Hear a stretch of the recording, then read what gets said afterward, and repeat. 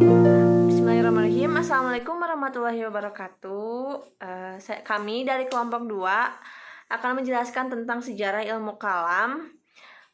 Dan sebelumnya izin memperkenalkan diri, nama saya Hanus Fistriani dan rekan saya Mas Den Hidayah yang akan menjelaskan tentang pengertian ilmu kalam.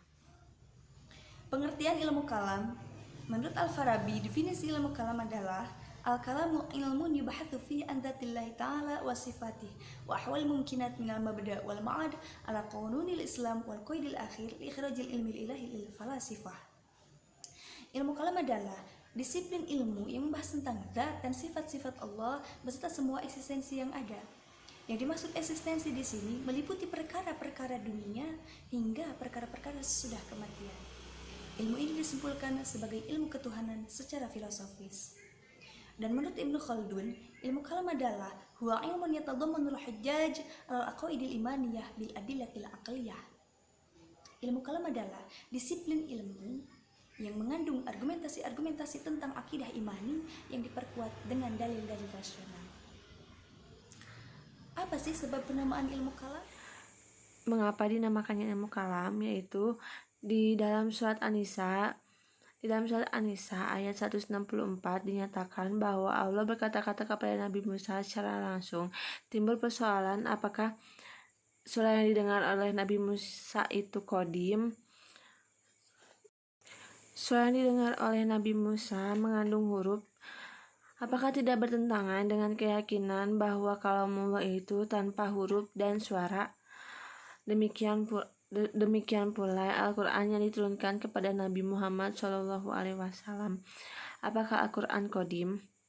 Bukankah cetakan dan tulisan Al-Quran itu buatan manusia? Sedangkan manusia dan tulisannya itu tidak qadim.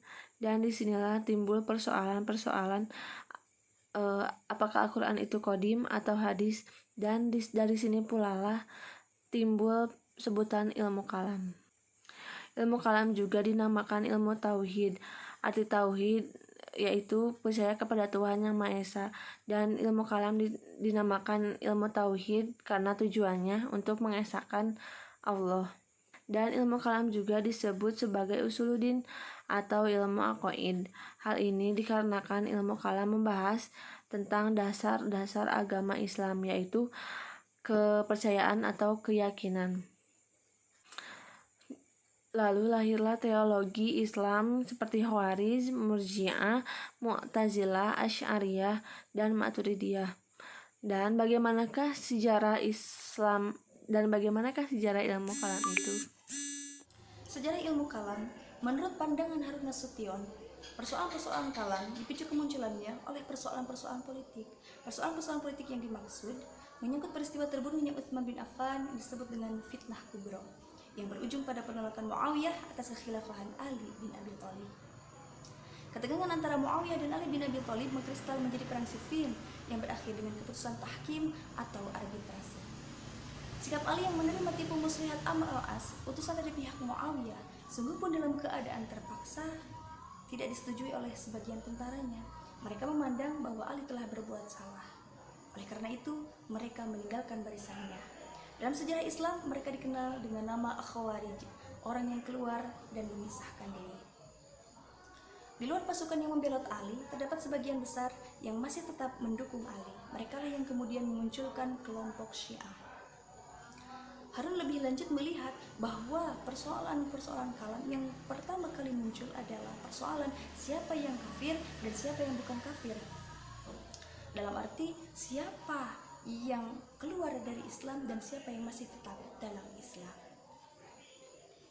Bagaimana perkembangan ilmu? Dalam perkembangan ilmu kalam, Khawarij mengatakan bahwa orang-orang yang mengikuti peristiwa tahkim, yaitu Ali, Muawiyah, Amr bin al-Ash, Abu Musa al-Asy'ari, telah dipandang kafir atau telah keluar dari Islam, yaitu murtad, dan mereka harus dibunuh.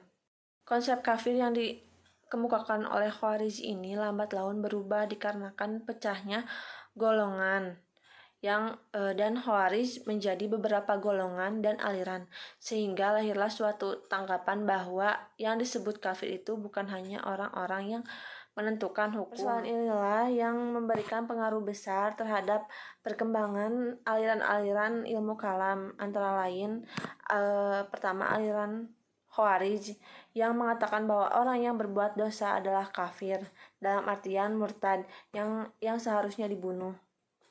Kemudian aliran Murji'ah, mereka menganggap bahwa yang telah melakukan dosa besar itu tetap mukmin. Dan untuk aliran Mu'tazilah, mereka tidak menyetujui keduanya. Aliran Al-Qadariyah, manusia mempunyai kemerdekaan dalam kehendak dan perbuatannya. Aliran Jabariyah, mereka kebalikannya dengan aliran Al-Qadariyah. Mereka berpendapat bahwa manusia tidak memiliki kemerdekaan dan tidak mempunyai kehendak dalam perbuatannya. Kemudian aliran Al-Asy'ariyah yang mengambil bentuk aliran tradisional sebagai reaksi dari Mu'tazilah yang menganut aliran teologi rasional, bahkan dianggap liberal. Dan yang terakhir adalah aliran Al-Maturidiyah.